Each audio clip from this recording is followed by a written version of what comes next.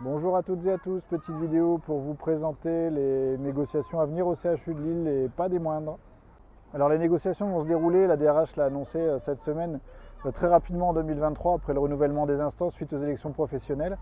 Et il va falloir traiter d'un certain nombre de mesures qui découlent de la signature de FO, UNSA et CFDT et qui nous mettent une belle balle dans le pied. Alors au programme, on trouve l'annualisation du temps de travail, donc c'est un peu comme chez McDo.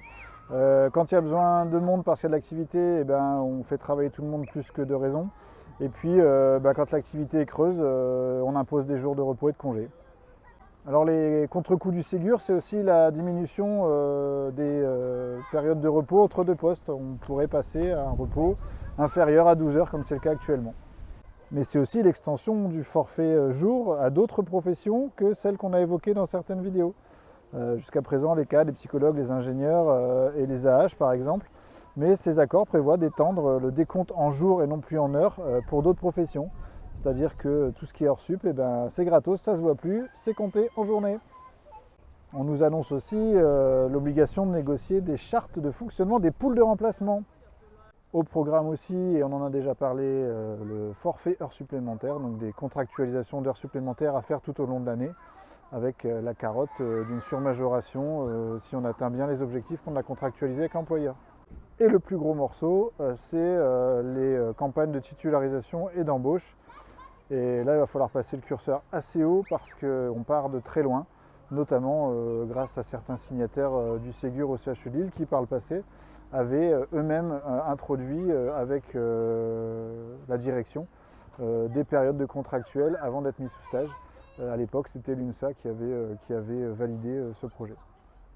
Donc la DRH essaye de nous emmener sur un terrain de négociation selon sa méthodologie et celle qui est décrite dans les documents de la FHF, la Fédération Hospitalière de France, qui leur dicte leur conduite. Et puis on peut trouver des éléments assez amusants dans ces guides.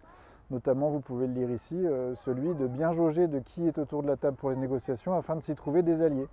La CGT, évidemment, s'opposera toujours à ce genre de stratagème et ne s'alliera pas avec ceux qui portent dans leur politique au sein des établissements toute forme de régression.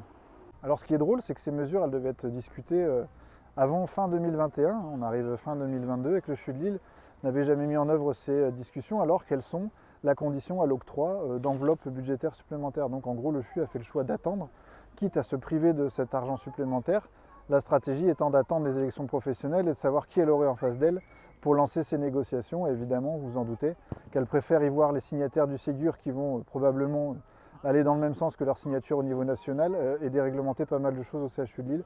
La CGT, elle évidemment s'opposera et elle s'y opposera d'autant plus fort que vous lui donnerez un nombre de voix important aux prochaines élections professionnelles. Vous vous en doutez qu'avec tout ce que je viens d'évoquer, il est absolument crucial qu'on ait des syndicats qui tiennent la route, qui restent droits dans leurs bottes et qui n'acceptent aucune forme de régression.